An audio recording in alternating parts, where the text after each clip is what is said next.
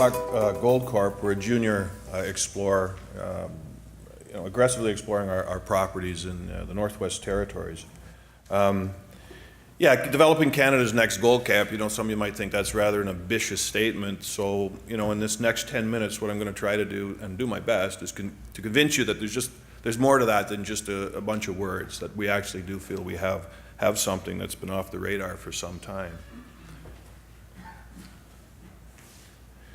Quickly start with the share structure. Obviously, this changed a bit since Friday, but we're sitting with about 152 million shares out. Our share price closing says 51. It actually closed on Friday at 39. So Jordan's right. We were hit, and I think we're in good company here. Cash position is just almost 15.5 million. So we're well cashed up to do what we need to do in the upcoming year. And 2017 will be our most active season we've ever had, really. Ownership structure, you can see there. Of note, you have Northfield Capital is a large holder, Kinross, Cisco Royalties, and Dundee Corp. So, we've got some good backing. I'll quickly go through the highlights and, begin the process of telling you what we are and why we're so keen on it. This has been a long game plan that started back in 2009, so aggressively creating a regional play. And I'll get into the details as to why, but you can see the location of it just north of Yellowknife, about 200 kilometers. That red line that you see going through the center, I think there's a laser thing here. That's the government puts in that ice road every year, and it cuts right through our land position. There's a 5,000-foot airstrip that's on site too, and we've landed as big as a Hercules in there. So the access is as good as you're going to get when you're in the subarctic. We own 100% of the land. Carrying costs are minimal. It's basically mining leases and paying the yearly tax, and as well as assessment. So there's no earn-ins, there's no option payments, there's nothing, right? So we can hold this ground for, on average, about $200,000 a year. Colomac, we had a 2013 resource, and I'll quickly give you a history on Colomac for those that aren't familiar with it, but it was a Royal Oak mine. It was an open pit mine that they were mining in the mid-1990s, so around 97 they went bankrupt. At that time they had a 10,000 ton a day mill on site. They mined a little over 500,000 ounces from that one open pit, went bankrupt, and the Crown, taxpayers of Canada, paid for the cleanup.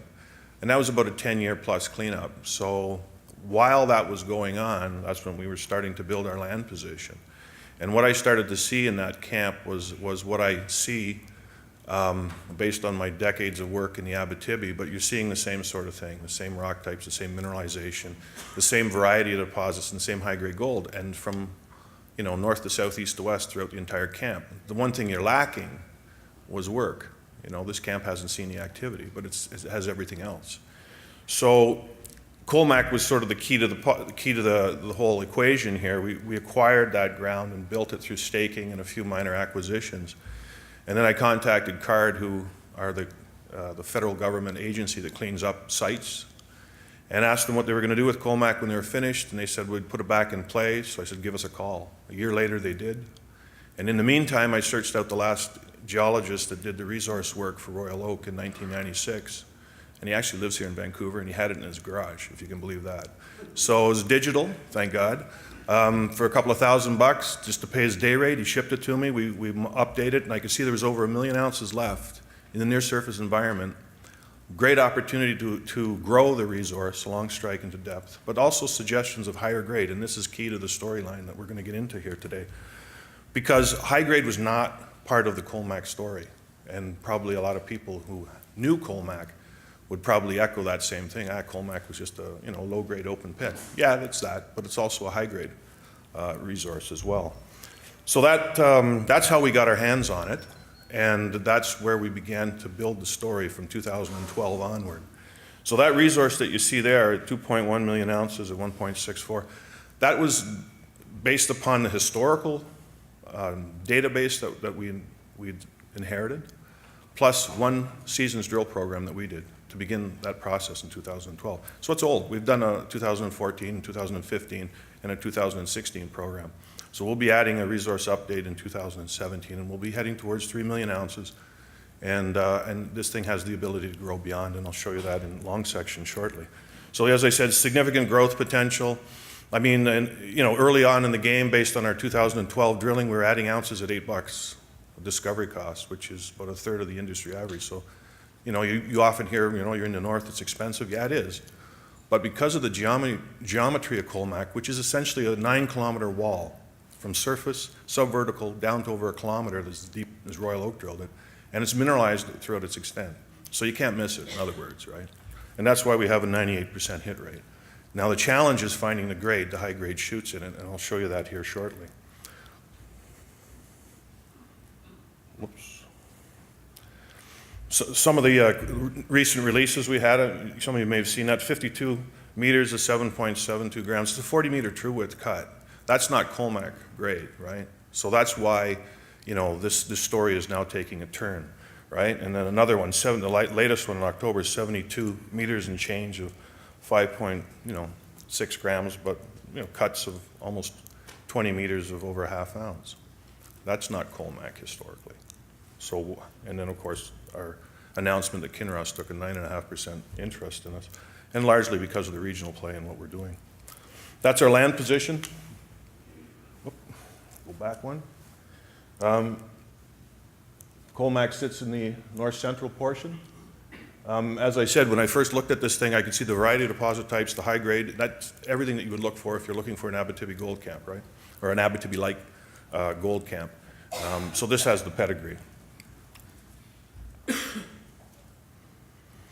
The one thing that Colomac was unique in sort of the Canadian Archean landscape is it's a differentiated mafic sill, of which there are very few analogs in Canada. One would be the Rice Lake mine in Bissett, Manitoba. There's nothing else like it in our landscape. So I had to look a little farther afield, and it was interesting that someone was mining this thing and they never even knew the analog, which was a Kalgoorlie type example. And I took this from a publication, a 2007 publication, where they compared Kalgoorlie with the Timmins camp, the two richest Archean gold camps on the planet. And I quickly realized, why don't I just swap out, Timmins and drop in, Indian Lake, and you'll see the same thing. So I'm not just going to stand here and tell you that, we have a 50 to 100 million ounce, camp, which is what Kalgoorlie is. But what I am telling you is that they're so similar, it's scary. And one of the similarities that they should have had, but they didn't, is high grade. And Kalgoorlie has it, Colomac didn't in its history. Looked at why Kalgoorlie has high grade mineralization, how it's localized, where it sits, used that information and found it at Colomac. And found it within 100 meters of the open pit, right under their noses. So that tells me a lot about the prospectivity of our camp, not only of Colomac, but of the surrounding assets, which we have many, and all of them have a lot of grade. So the one thing they share in common is they're brittle, and they host a lot of gold mineralization, whether it's gold and iron formation or orogenic low gold or brecciated gabbros or this differentiated mafic sill. Colomac consists of 5 deposits, of which we've drilled 2. So a lot of exploration potential, not only along strike on the sill itself, but lateral into the surrounding greenstone terrains. A long section that I talked about, you're looking at a 7-kilometer cut of Colomac. It's uninterrupted, it's not fault disturbed, its mineralization exists down to those depths. A couple of holes that Royal Oak drilled in '97 at over 800 vertical meters. So the sill's still there, the juice is still there. The challenge is finding grade. So there's better than our 2.1 million ounces, and you can see there's ample opportunity to grow that thing, and that's why I said, it's easy to get it to 4 or 5, just a matter of drilling it, but the challenge is finding the high grade. That's where we found the high grade, sitting right next to the open pit, and that if they knew these things existed, they would have mined that thing out. That's 125 meters strike length, 30 to 50 meters true width, and from surface down to 226 meters. So it's a large volume of rock, and that's what we're beginning to embark on, is finding more of these so we can really change the nature of what Colomac was to what Colomac really is. Just a few sections to show you what these high-grade zones look like internally. That's zone 3.5. We just inherited the nomenclature from Royal Oak, but that's what the cuts look like there. So you can see there's the top of the sill, the brittle part, the propagation of quartz veins, and they occur from top to bottom in the quartz diorite component of the sill. Same at underneath the open pit. We drilled in there because obviously they mined the pit for a reason. There was grade, and there's a chute underneath it. You can see, again, this is the The high-grade zone at 1.5, zone 1.5 that we discovered, and you can see the continuity of grade and from wall to wall, and that's what it looks like in these chutes. So it was very much like Kalgoorlie, but no one bothered to look at it in that capacity. And then another zone that we were looking at 2 kilometers north along the sill that had a lot of the same characteristics. Our Colomac drilling to date, you can see we've done very little. That's why we're going to be very aggressive in 2017. Our summer drill program that we just completed, we did 8,400 meters. That was our most ambitious program to date, but 2017 we're probably going to do about 25,000 meters. And we'll be testing the structure for finding more high-grade domains and getting those into the updated resource. And all you're seeing here is in red, that's the projection of the resource to surface, and it occurs on the east side or the top of the sill, and that's where the gold is hosted in a stockwork nature, so it's brittle at the top of the sill, and you can propagate the quartz veins a lot easier there, obviously. So that's pretty much it. I encourage anyone to come on out and chat with us some more if there's anything in here that intrigued you. We'll certainly entertain all your questions about Colomac and what we hope to do with it. Thank you very much.